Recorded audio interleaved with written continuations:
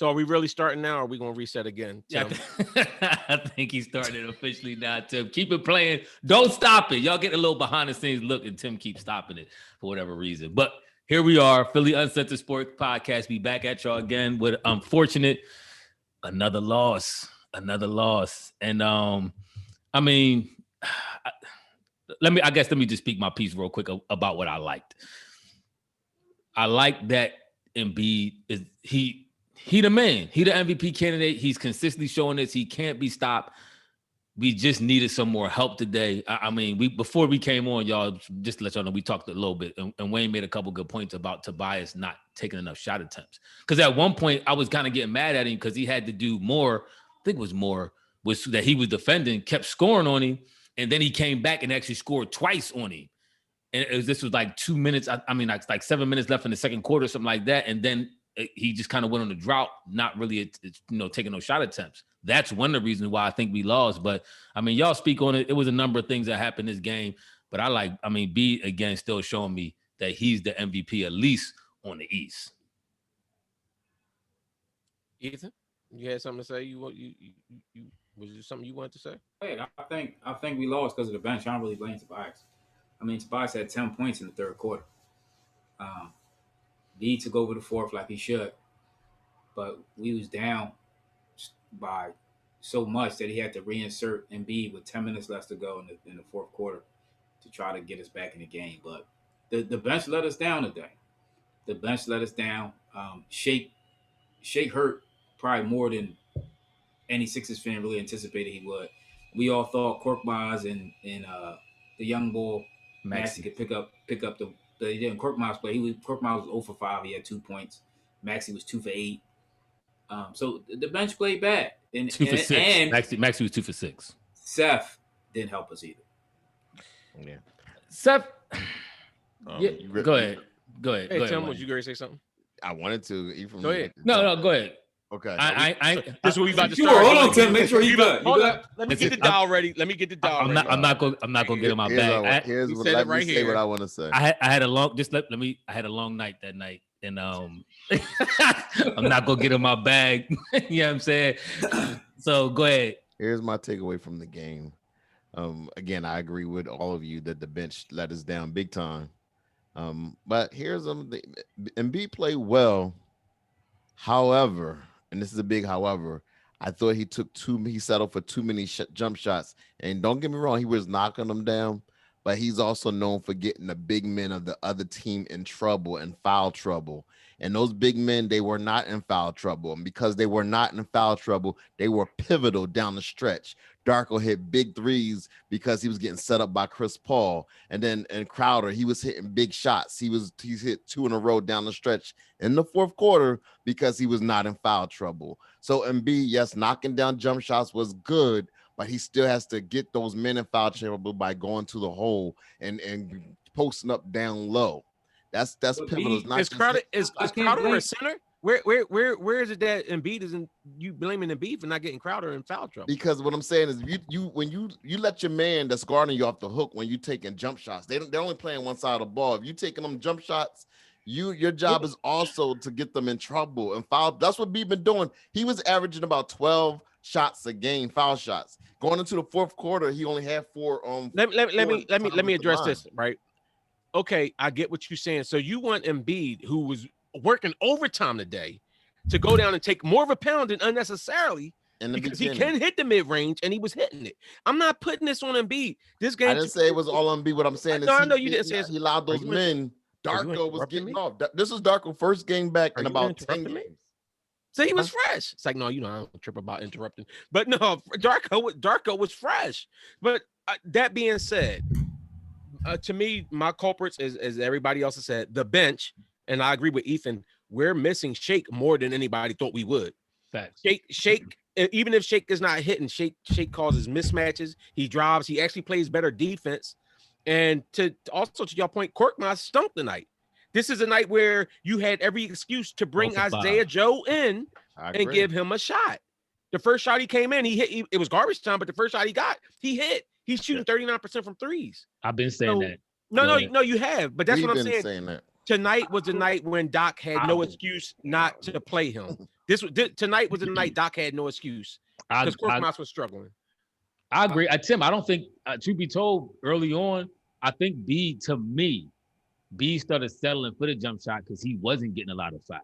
I saw B get hacked several times that he normally would have went to the line and he didn't. Now, I don't know what the reason for was or whatever, but I think sometimes you got to remember as a player, if you see, all right, listen, they ain't going to give me, I'm taking the pound and a beating and not getting a call, I might as well hit him with the mid range. That's working. And it was working. So I can't knock him necessarily for that. I mean, the X factor. It was some shaky foul call. It was some shaky calls in this game too. It was. But you get to expect that when it's a home team, you expect certain things like that. But I honestly, the bench, I'm disheartened by what I've seen from. Even though we do know, because they always say even in the playoffs, the role players and bench players usually play better at home. So you expect some of that, but to shoot, like you said, Korkmaz 0 for 5, like that's, and when that whole setup is in there, like I like Maxi's energy, but he can't shoot. Like for we had nobody that could shoot in there. Let me ask y'all. Let me ask y'all this. I know the bench let us down, but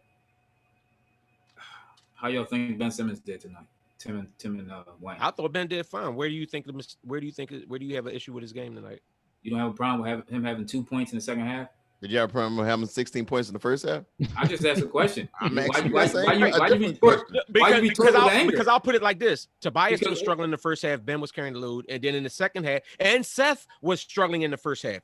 Seth got hot. Tobias and Seth got hot in the third. So Ben actually started to firm more to them. They got hot. But Seth never really got hot. But no. Seth went through a stretch where he hit about, if I'm not mistaken, he hit about like 3. Like he struck. It wasn't high. It was more so like the stove. He was over. He was over in the first half. We saw once he started hitting some shots, and Seth can cook shooting. Don't you try to get him involved? Yeah, I think he did go on a run where he hit like 2 out of 3 or 3 out of 4 or something. Right. All together. But I mean, I'll say this. As regards Ben, I'm cool with how he played offensively. I would like to see him do more in the second half, honestly. I'm not trying to hate. I'm more concerned about our perimeter D. If Ben and Thibault and these boys supposed to be great perimeter defenders, I'm trying to figure out why both Chris Paul and Devin Booker shot over 60%. Like these dudes, the whole team did. Hall of Famers. The whole team did. I mean, but these dudes, I understand they're Hall of Famers, but we talking about elite defense. This is the word I keep saying with Ben. Yeah, and you know elite, what? Right? And I will answer that because watching the game, from what I saw, when Ben Simmons were on, that's like when Ben Simmons is on, they run a lot of screens when he's on him. So, but I agree with y'all. We, as a team, we got to play screens better.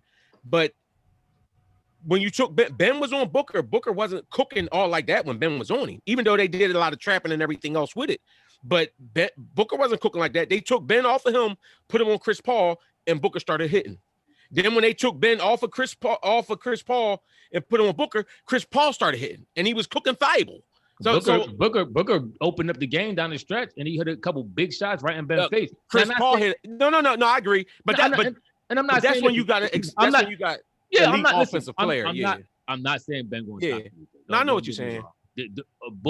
Booker is a unique scorer. He's a machine. We talking about a dude who got 77 and 72. But he had that one game, so he could put the ball in the hole. Right. But he kills the Sixers. He averages 38 points a game against the Sixers. So his career. 30. So he won the Ben. I think he averages 38 a game versus the Sixers. He do his career. Yeah, I think that's the stat they put up tonight.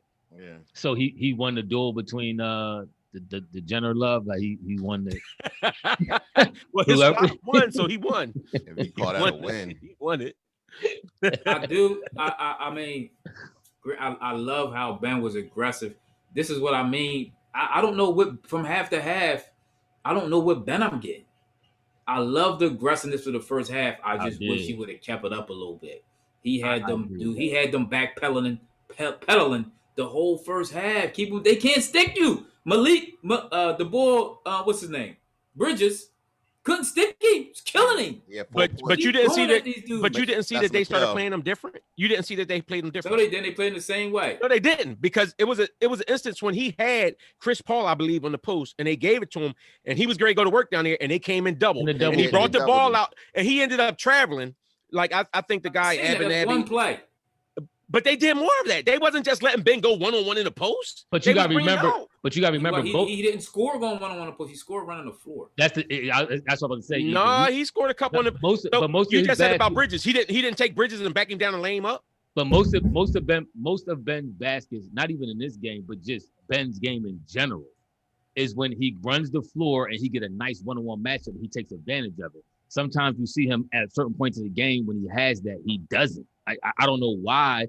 I know he's trying to get his teammates involved and all kinds of stuff like that, but he can take advantage of some of them one-on-one matchups, and he just don't. So you don't think the last couple games he was taking more advantage of those? No, he was. That's what me either saying. Why did he stop doing that in the second half? I guess is our because question. They was bringing it. Well, for one, they was bringing the help down there, and I'm not. I agree with y'all. I would like to see him being more. If these other guys are not hitting, but Tobias did start hitting, so at some point you have to start. You know what I'm saying? And Tobias wasn't hitting jump shots. Tobias was getting hit in the post. So what you want Ben to go down there and cloud Tobias up? But you're not listening. Go ahead, Ethan. Mm-hmm. This is my point on Ben as a defender. Why? If you notice when Ben started scoring, he wasn't sticking Booker. My point with Ben is he's better rebounding and pushing the ball. If he's sticking Booker, he can't rebound and push the ball like he can because he's chasing Booker around and doesn't have a chance to box out and get the board push. When he was sticking that Booker, limits wasn't Ben cooking like that. So what you want when he was sticking Booker wasn't cooking like that. So this is what do you want? But you got to understand when he was sticking Booker, they was him and B trapping a lot. Team defense. Exactly. You can't do that with nobody. You can't do that with everybody. Does it. Everybody say Kobe was a lockdown defender. When Kobe played AI, he played and ran AI into the defensive help. That's what you do on defense. No, for real. Let's be honest. For real, in the NBA, how often do you have a prolific scorer and you just leave him on the island against one dude? I don't think you listen to what Ethan's saying. He's not. He's talking. He's not. No, I do hear what he's saying. He's saying Ben should be off of the top scorer and help off of it. But my point is, when Ben was on that top scorer, no matter what they were running as defense, Booker was not as effective when Ben was on him. But that's the point. That's the point you're not understanding. Sorry, what I'm not understanding then. He's saying, and correctly so, Booker wasn't scoring that much because they trapped him.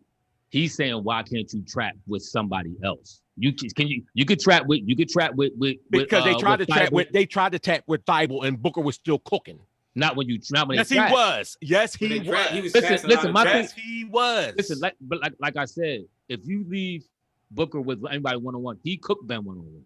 He'll cook anybody one-on-one. So my thing is, but if you gotta give and take. Ultimately, if he's gonna cook you, then put the Bulls in best position, Ben in better position where he now can at least score. They did that. This is what I'm trying to say. They was playing the same defensive scheme. They did that. They put Danny Green on him and they put Thibault on him, and Booker was scoring even with them trying to trap off of that. My point is, with Ben Simmons on him, even when they was trapping, they wasn't scoring. He was still scoring when the other dudes was trapping too. Ben Simmons on him limits Ben Simmons' ability to score. That's what I'm trying to say. Because when Ben Simmons is chasing him around the perimeter and jumping at his three, he can't get the offensive board and push where he's best at. Actually, it wasn't Ben getting it. Ben, it don't. Yes, it was. That's how he was scoring. But it don't have to be him getting the rebound and pushing. The same way Magic Johnson didn't have to get the rebound and push. First of all, you can't push off a rebound if the other team is scoring. So you have to stop them from scoring to get the rebound to push it. Now, listen, that's true. But my thing is, I agree with you. But my thing is, and this is what I'm saying in the second half, Ben stopped doing that. Like, he stopped taking it and running. We know how Ben scored. This is why I'm kind of confused. We know how to do score. Ben he's not a give me the post and consistently score. Ben, I'm not saying he can't score from the post, but most of his scoring comes when he runs the floor and he gets a favorable matchup or a favorable open in the lane, and then he boom, go to the lane hard and either get the dunk or he followed through on the layup. That's how he got the majority of his 16 points in the first half. So he stopped doing that. And I understand you. I'm not discrediting the fact that you got to get people involved. I'm not. But at the same time, when you do see this is where, and I'm starting to warm up to Ben Hole game and how he he's getting aggressive. I like all of that. So please don't think I'm hate. But you do have to have, Tim, what's your favorite line, right? What's the favorite line? KYP, know your personnel. If you see Steph not really rolling, you see Korkmaz playing like hot garbage, you know you need Shake. Shake not in the game, so you don't got his offense to worry or to rely on. You got to get a little bit more aggressive sometimes. Like if it take you taking more, how many shots did he take in the second half? I know you had 2 points, but how many overall shots did he take? I got to look at that. It couldn't have been over 4. I don't think it was over 4 shots in the second half. That's not. I know he took some free throws in the second, but this is my thing. Ben and Tobias shot the same amount of shots. I agree with that too. Tobias needs to shoot more. Yeah. So that's all. This is all I'm saying, and I'm not. I agree with y'all. I would love to see Ben Simmons be more aggressive offensively the whole game. But in the second half, Tobias started scoring a little more and doing a little more. That's all. This is all. And I'm not. My whole point that I'm making is I'm not trying to make anybody the scapegoat in this game for me was the bench. The bench let us down for the second straight game. Agreed. And we miss Shake Milton. We miss their defense though. You can't discredit. They the number 6 ranked defense in the league. But you're talking about their bench. Their bench Toby didn't shoot any threes tonight. Why? Because he had no good looks. And Seth went for 1 for 5. Yeah, I mean those are the guys we expecting to shoot, right? I think I still believe we need a backup point guard. I've been saying that. Ethan, go ahead, finish your point because I'm right there. I've been saying this. I believe we need a backup point guard coming off the bench, man. Maxi's not a point guard. Shake isn't even a point guard. We don't have. Truth be told, we have one point guard on the team that's bent. We don't have no other point guard on this team, man. We need. So who is the point guard you want to bring in, and what you giving up for him? I'm not the GM. That's Daryl Morey's job. No, I agree with Ethan. This is what I said about Maxi. And I'm just hold on one second. I'm just narrowing this down just to Maxi. Maxi is more effective playing off the ball. If you remember the point when Maxi was in the game, we had Maxi, Mike Scott in the game. We had Thibault. I can't remember the other 2 cats we had in the game, but they kept passing the ball back to Maxi. Y'all remember for like a good 5 minutes because nobody knows what to do with it. Nobody knew what to do with it. Maxi was actually trying to get Bulls involved, and they kept passing. He'll pass to Mike Scott. Mike Scott take 2 steps, pass it right back to Maxi. He'll pass to Korkmaz. Korkmaz to try to get open. He couldn't get open. He'll pass it right back to Maxi. Maxi was forced to actually one point. I think he took like 4 out of 5 shots that we had when you could tell he didn't even really want to. He was trying to get the Bulls involved because he was trying to be the point guard. But you kind of contradicting yourself. You're saying about Maxi should be more off the ball. The problem wasn't Maxi. The problem was the other dudes couldn't hit shots. But Maxi was getting the ball to those guys. Maxi serves as a good backup point guard. No, but my thing is Maxi, to me, he didn't want to play point. Like he wants to score. I don't think Ethan said it last podcast. I don't think he really knows his role.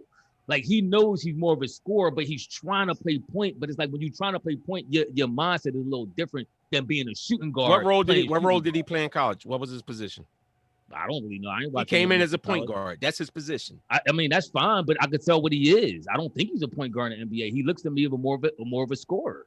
When he focuses on scoring the ball, that's when he looked his best. When he first came in, he was getting minutes, and he was looking, and he wasn't playing point. He was just looking to score. He scored. The game. I don't agree that he was just looking to score, except for that one game.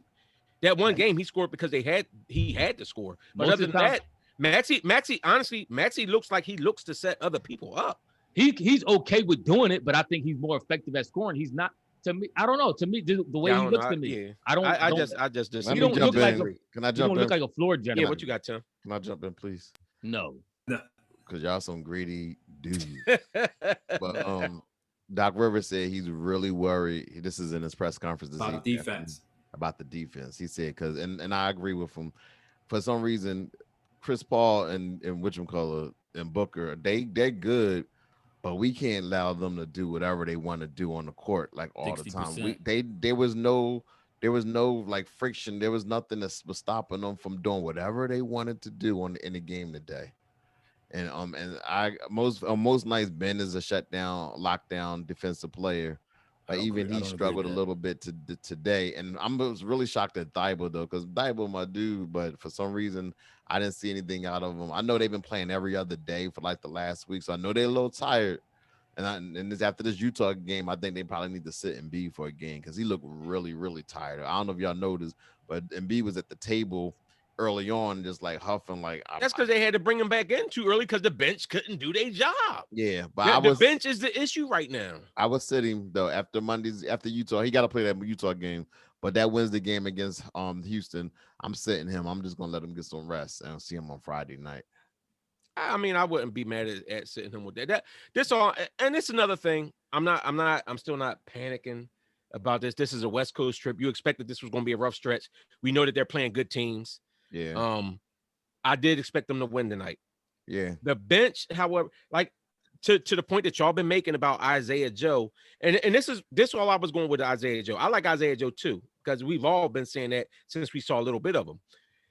I felt like, okay, maybe it's something Doc's not seeing in practice and he wants to go with the vet. But when Korkmaz is shooting as horribly as he is tonight, this is the perfect time to put Isaiah Joe in and see what the young fella can do. Like give him a burn. You know what I'm saying? In the same way, like, I mean, he had to put Maxey in. And I'm not putting Maxey. I don't expect Maxey to be this big time scorer. I think Maxey really is a true point guard where he get other guys in the game. He brings that energy and get other guys in the game. But unfortunately, it was like to a point where he had to start scoring, and he had and you know his little floater and everything else. I like Maxey's game, but you still gotta have dudes that can shoot and hit open shots around him. Put Isaiah Joe in with Maxey. Quiet as it's kept though. Marco Fultz would be the best backup point guard for our team right now because he's actually a true point guard. Yeah, Tyrese Maxey was more of a. By the way, Tyrese Maxey was more of a scorer in college than a point guard. Was he a point guard though?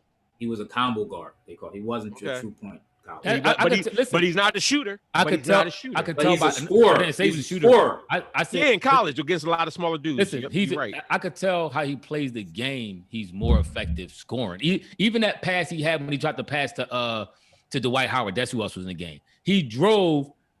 And he's trying to play point, but he's not. He drove. He actually had the lane, but he's trying to play point, and he passes to Dwight Howard, and Sarge is just right there and just plucks it off and steals it. But it's like, yo, if you just tell the boy, listen, go in there and score the ball. Stop all that extra passing you trying to do is cute when you got it. I can feel that. You are a scorer, dog. That's it. But I think he's being forced into trying to be a point guard.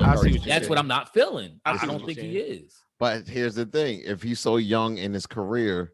And this is what Brett Brown did. He allowed Ben he played to his strengths and not play to both his strengths and weaknesses. And that's why you got the Ben Simmons of today. Whereas Doc is saying you have to develop on both sides and on both ends of the court. And that way you're going to get success later on down the line and not just saying, okay, I'm just going to stick you in this box. So he's probably developing him at this particular time. Do y'all think this loss got more to do with the road trip than it has to do with anything else? I think it's Shake Milton. We got one more game. Bit. It's like the third game of I mean, it's a little bit of that. I honestly I agree with your point that you made early on, Ethan. People don't realize, like, okay, Shake wasn't putting up Lou Will numbers, but Shake comes in, he brings energy. He's a dude that could take people off the dribble, and he can shoot, and he actually plays decent defense. We miss Shake Milton. Our last two games. Facts. I agree with that. So y'all think no upgrades is necessary? Y'all think we still good as we are? No. This is a good thing. I'm always down for upgrade, but my whole thing is to upgrade. What do you have to do to upgrade? People are not just going to give you upgrades just off. Okay, yeah, just throw in Mike Scott. I'll give you Buddy Hield. Give me Mike Scott. That's not going to happen. But so that's all I'm saying. That's all I'm saying is I'm down with the upgrades. It's just what do we have to give up for? We have a lot to give up. Daryl Morey, he said this in a podcast. He did a podcast with the Sixers earlier this week, and he said he doesn't seem like we have to make a big trade, but we do have. He said there's a lot of things that we can do to upgrade the team, like spending that $5 million, and then we have all those trade exceptions that we do have. He is looking at it. I'm with that. So I'm with that. He's looking at it. He's not looking to do something blockbuster. But he is looking to make an upgrade in the team. They said the guy from Sacramento who's been sitting on the bench. They say he's 32. He's a really good. I think he's Turkish. he didn't play a lot, but they say I heard about him. He get numbers, and they say he may be a good upgrade for the Sixers. They looking into it right now. Let them handle that. But this was a good thing because imagine going into the playoffs thinking we better than what we really are. So I'd rather take the bumps. That was my whole point when we still at the same point we was last year, right? Yeah.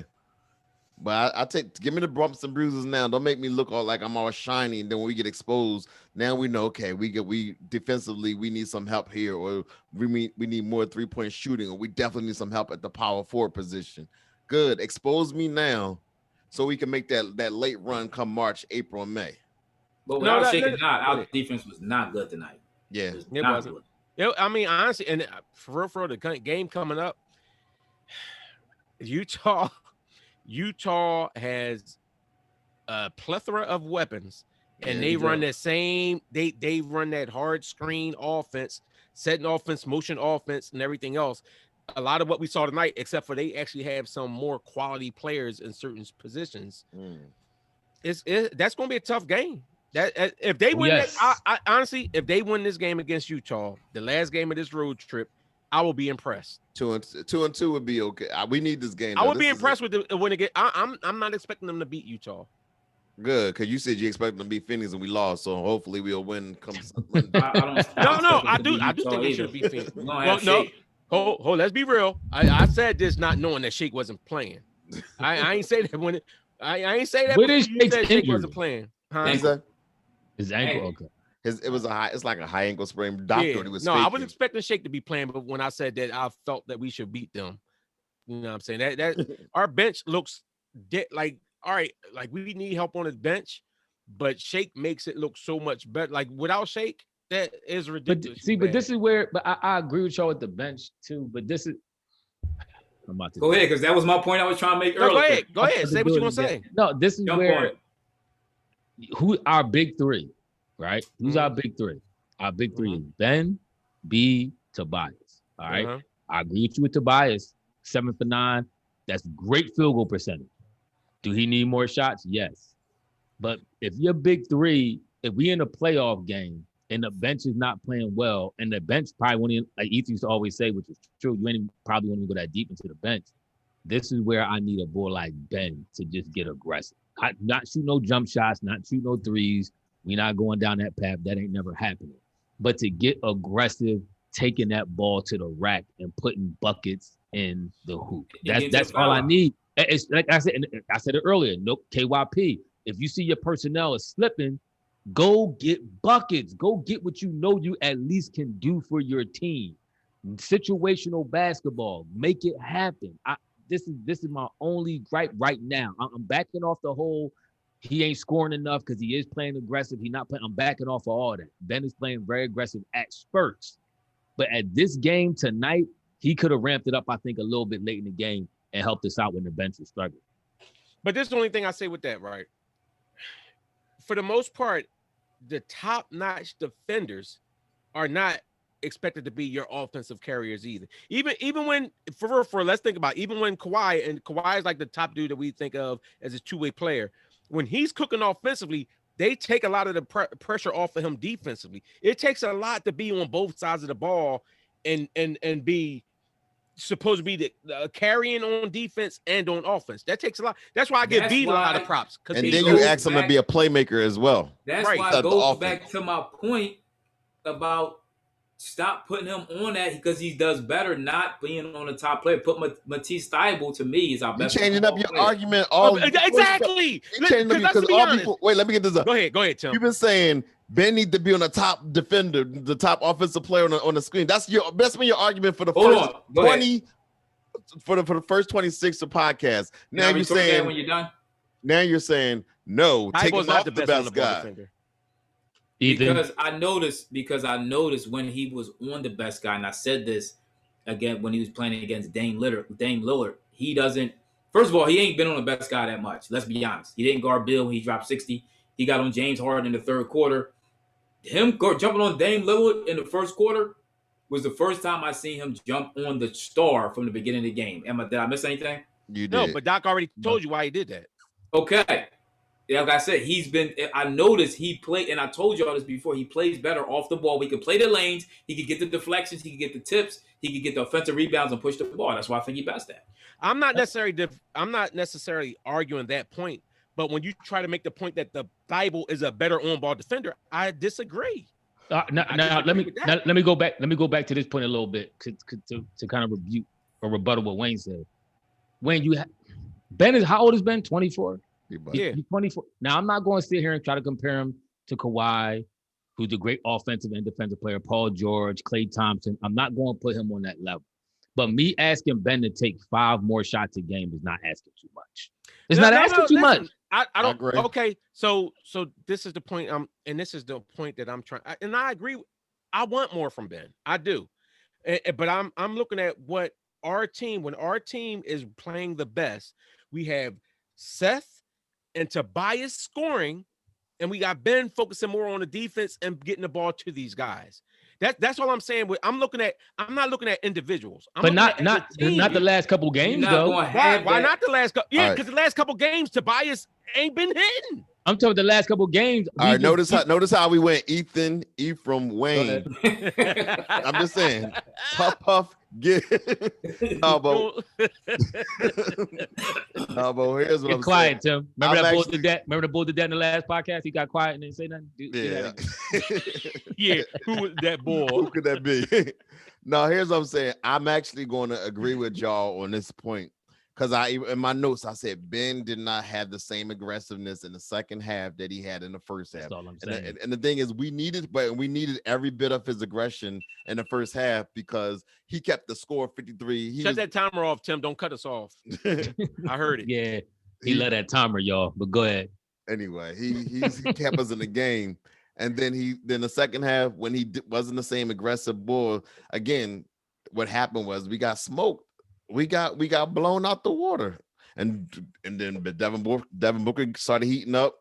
Then Chris Paul, he's just amazing, man. This man like 35, 36 years old, and I'm just amazed. I hate giving other teams credit, but for their players, but just to be real, just to talk a little bit about Chris Paul, the way he's able to still be so dominant of a player. I mean, he's not 6 foot. He's not 6 feet.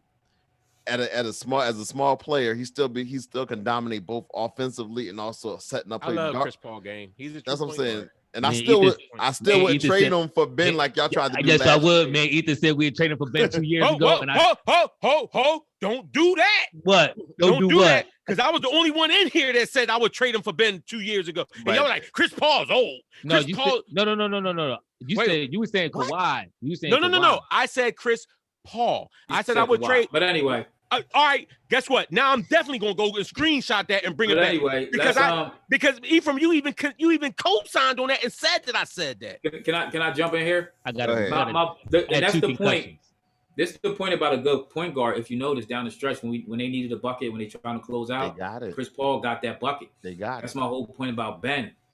If you're the point guard of this team and you know we need a bucket and nobody else is getting you a bucket.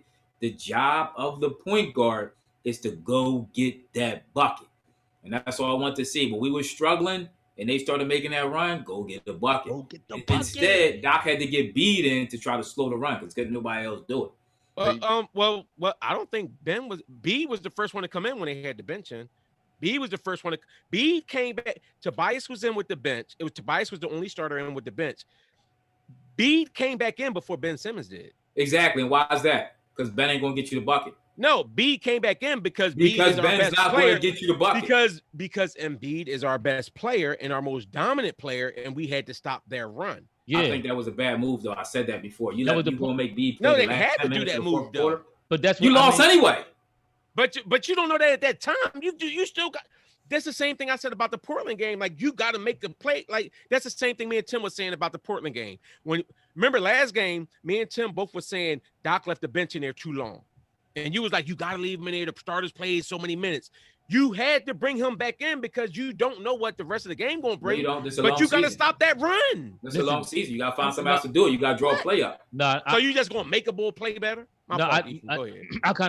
I agree with Ethan a little bit. If you watch one thing that I watch Golden State games a lot, so y'all probably know by now. One thing Steve Kerr said That's what he do with Curry. A lot of people mad because Curry don't get even close to 40 minutes a game.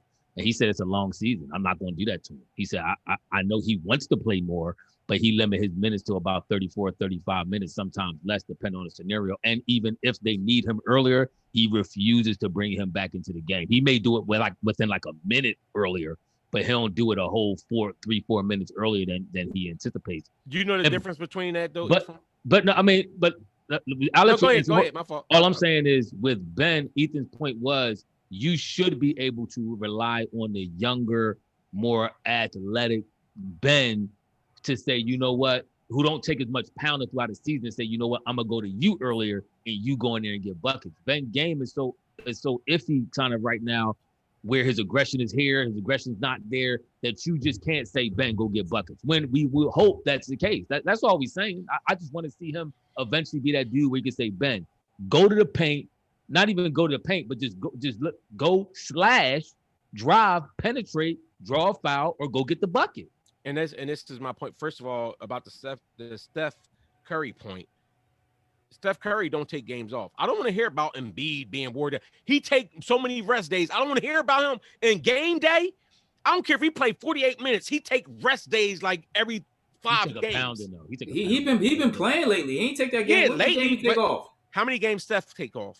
He ain't take off none. But that's why I'm saying, to your point, and to give Steph his credit, I get it when you're talking about not burning Steph out like it's a long season. Steph don't take rest days. I don't want to hear that when it comes to Kawhi. I don't want to hear that when it comes to Embiid. They stop. Don't do that. I don't want to hear when it comes to Kawhi and when it comes to Embiid. They take load management days. So on the games when they play, I don't want to hear that.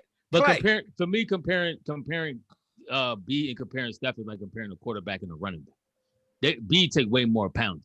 So I'm expecting you to be a little bit more lenient on the time management with somebody who takes that type pounding. B gets hacked probably every time down low because he's the biggest dude in the court. So I'm cool with you adjusting his time and the load management and all that because it's a long season. The last thing I want is B banged up going into the playoffs or getting hurt. All right, we're gonna wrap this thing up. But before we do, I do want to say another thing. I think we need a weak side defender too. I think a shot blocker. We need somebody that's a little. We got Mike Scott. He balled out. We got Mike Scott. Mike Scott was balling tonight, and he could replace Toby. All right. So like I said, because I never said that. Notice the boys just laughing in the green shirt. Mike Scott had 2 fouls in the steal. You gotta give it. Well, he balled. We had a high. We should have had Mike Scott in there instead of Toby. Truth be told, Mike Scott defense. This is his first game in like 3 weeks, or maybe even longer than that. So you got to give Mike Scott a little bit of leeway when you coming in cold. But the only time Mike Scott hitting is if his Eagle fans going up against him. And he a Redskin.